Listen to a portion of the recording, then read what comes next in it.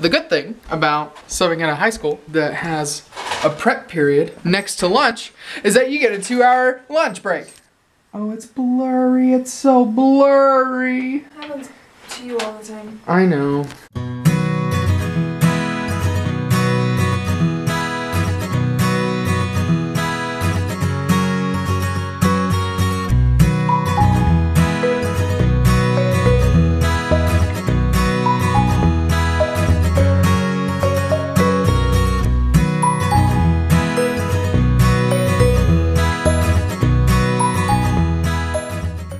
I think it's fixed itself though. What are you doing? I'm organizing my threads. Oh, are you sewing stuff? Yeah.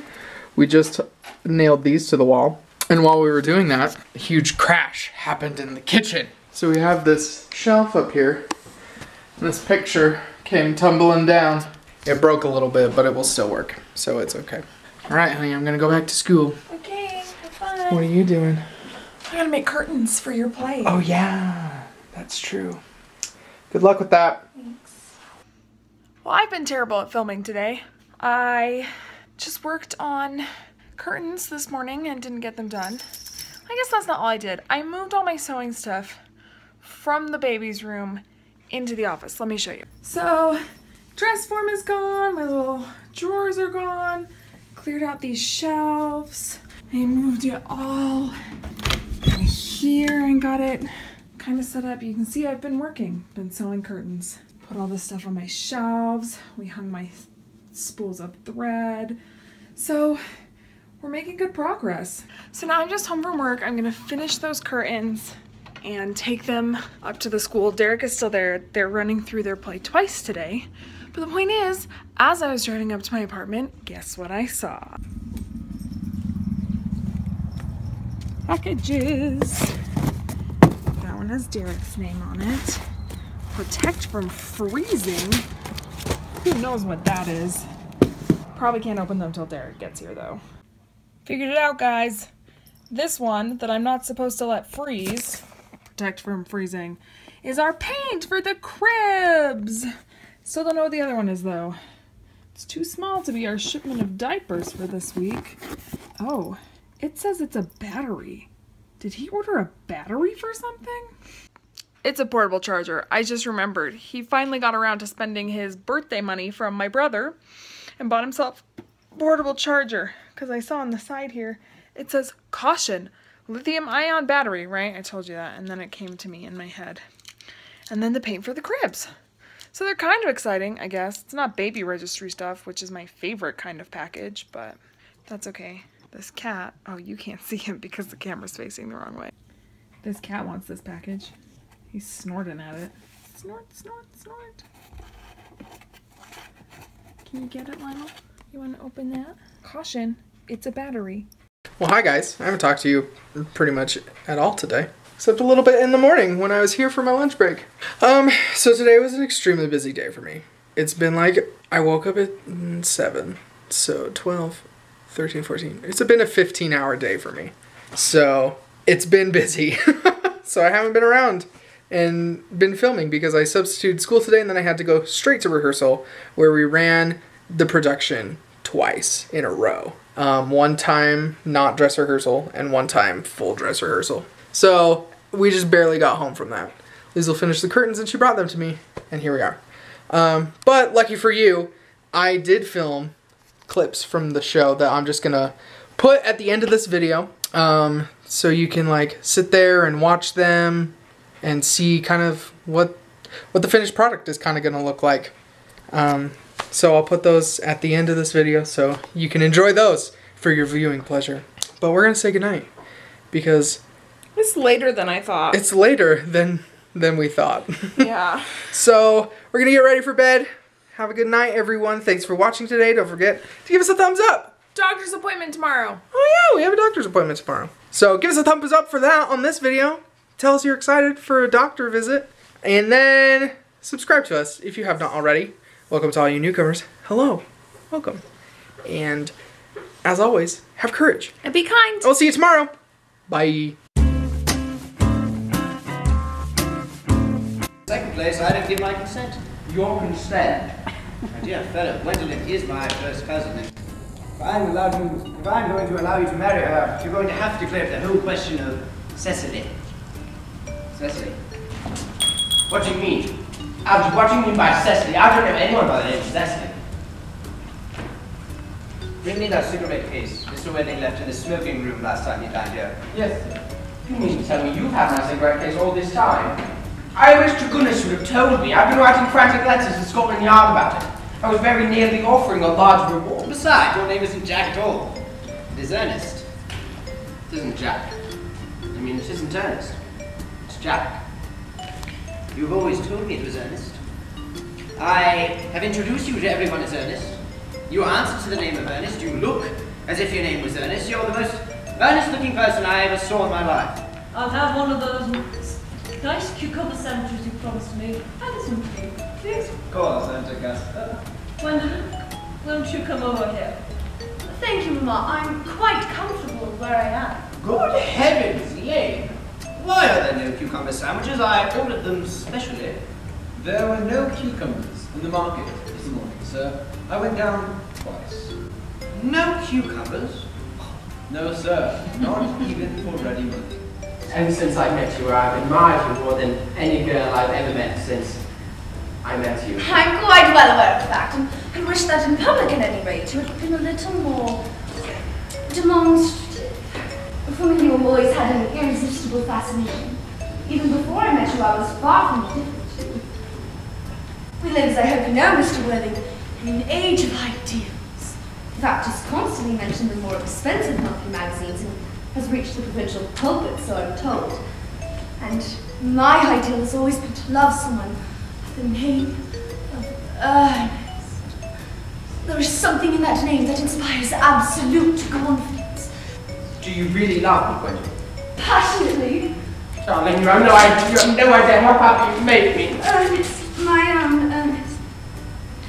But, do you mean to say you couldn't love me if my name wasn't Ernest? But your name is Earnest. Yes, I know this, but do you mean to say that if it was something else, you couldn't love me then? Well, clearly that is a metaphysical speculation. And like most metaphysical speculation, has very little reference at all to the actual facts of real life as we know. Personally, if I may speak quite candidly, I don't much care for the name of Ernest. I don't think it suits me at all. It suits you perfectly. It is a divine name. It has a music of its own.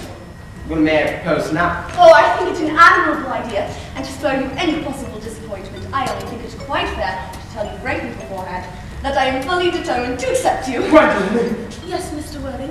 What have you got to say to me? Yes, I have to say to you. Yes, but you don't say it. Gwendolyn, will you marry me? Of course I will, darling. How long you've been about it? Gwendolyn! What does this mean? No, rise, sir, from this semi-recumbent posture. It is most indecorous. Mamma, I must beg you to retire. This is no place for you. Besides, Mr. Worthing is not quite finished yet. Finished with what, may I ask? Mr. Worthing and I are engaged to be married, Mamma. I don't know what dog on his life, but I'm surely Randall is one. And anyway, she is a monster at being me, and I think it's perfectly unfair. I beg your pardon, Auntie. I shouldn't talk of your aunts in that way before you. No, my dear boy, I love hearing my relations abused. It's the only thing that makes me put up with them at all. Relations are simply a tedious pack of people who haven't got the remotest idea of how to live, nor the smallest intention about when to die. That's nonsense. No, it isn't. Yes, it is, but I won't argue with matters. You always want to argue about things. Well, that is exactly what things were originally made for. Upon my word, if I thought that I'd shoot myself. You don't think there's any chance of Gwendolyn becoming like her mother in about 150 years, do you? Algie, kindly turn your back. I have something very particular to say to Mr. Worthing. But Gwendolyn, I don't really think I can allow this at all. Algie, you always adopt a strictly immoral attitude towards life. You're not quite old enough to do that. My own one. Ernest, we may never be married. From the expression of Mamma's face, I feel we never shall. Few parents nowadays pay any regards to what their children say to them. The old-fashioned respect for the young is fast dying out. Algy, you may turn round. Thanks, now. I've turned around already. And you may also ring the bell. You will let me see you to your carriage. Certainly. I've never met a really wicked person before. I feel rather frightened. I'm afraid he will look just like everyone else. He does! It betokens some terrible calamity. My brother. More shameful debts and extravagance. Still leading his life, leisure. Dead. Dead? Quite dead. I don't know what it all means. This is perfectly absurd. Good heavens. Brother John, I have come down from town to tell you that I'm very sorry for the trouble I have given you and that I intend to lead a better life in the future. You will marry me, won't you? Well, of course, you silly boy. We've been engaged for the last 3 months. For the last 3 months? Yes, it will be 3 months on Thursday. How did we become engaged? Well, ever since Uncle Jack first confessed that he had a wicked, bad brother, you, of course, have formed the chief topic of conversation between myself and Miss Prism. And of course, a man who is very much talked about is always very attractive. One feels there must be something in him after all. And I dare say I was foolish of me, but I fell in love with Earnest. Darling, when was the engagement actually settled? On the 14th of February, worn out by your ignorance of my existence, I was settled out to determine the fact one way or another. And after a long struggle with myself, I accepted you under this dear tree. And the next day I bought this little ring in your name, and this bangle with the true lover's knot that I promised to always wear. Did I give you this? It's very pretty, isn't it? Yes, you wonderfully do taste it. In fact, if I may speak candidly. Oh, pray do. I believe that whenever someone has something unpleasant to say, one should always speak quite candidly. Well, to speak with perfect candor, I wish that you were fully 42 and more than usually plain for your More age. than a moral duty to speak one's mind, it becomes a pleasure. Do you suggest, Miss Fairfax, that I entrap Mr. Earnest into an engagement? How dare you? This is no time to wear the shallow mask of manners. When I see a spade, I call it a spade. I'm glad to say I've never seen a spade. It is obvious our social spheres are widely different. Ah, shall I tea here as usual, miss? Yes, as usual. No, thank you. Sugar is not fashionable anymore.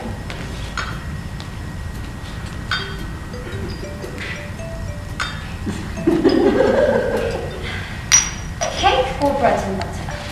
Bread and butter. Cake is rarely seen in the best houses nowadays.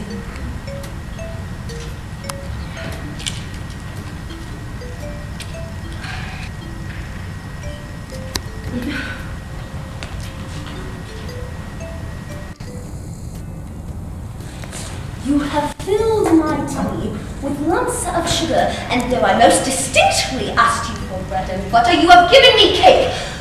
I am for the gentleness of my disposition and the extraordinary sweetness of my nature.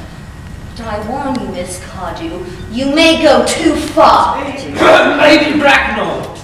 Gwendolyn, what does this mean? Merely that I am engaged to Miss Worthington. Come, sit down. Sit down immediately. Hesitation of any kind is a sign of mental decay in the young, a physical weakness in the old. I am settled, madam. Miss Prism, Lady Bracknell, has been for the last 3 years Miss Cardew's esteemed governess and valued companion. Despite what I hear of her, I want to see her at once. That shall be sent for. I was told you expected me in the vestry, young Captain. You've been waiting for me an hour and 3 quarters. Come here,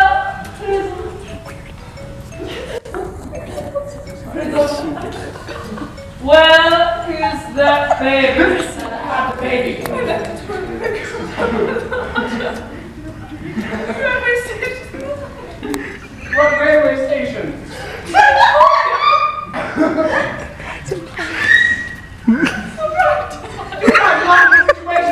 I'm just Gwendolyn, wait here for me. You're not too long. I will wait for you for the rest of my life.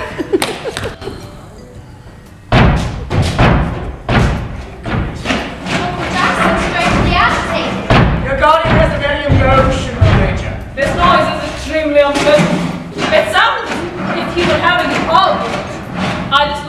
arguments of any kind.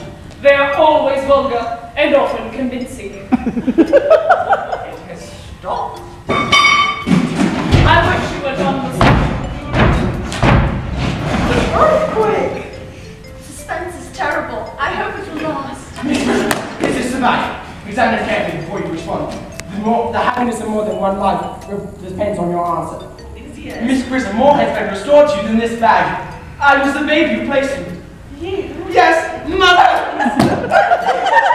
It is Ernest. I mean, it naturally is Ernest. My own Earnest! I knew from the first you could have no other name. Ah, yes, I remember now. That the Colonel's name was Earnest. I knew I had a particular reason for disliking the name. Gwendolyn, it is hard for a man to find out suddenly that all his life he's been speaking nothing but the truth. You ever forgive me? I can, for I feel you are short-changed. My own one. Oh, Letitia. Frederick. Oh, Cecily at last. Gwendolyn at last. My nephew, you seem to be displaying signs of triviality. Quite on the contrary, Aunt Augusta. For the first time in my life, I've realized the vital importance of being earnest. Yay!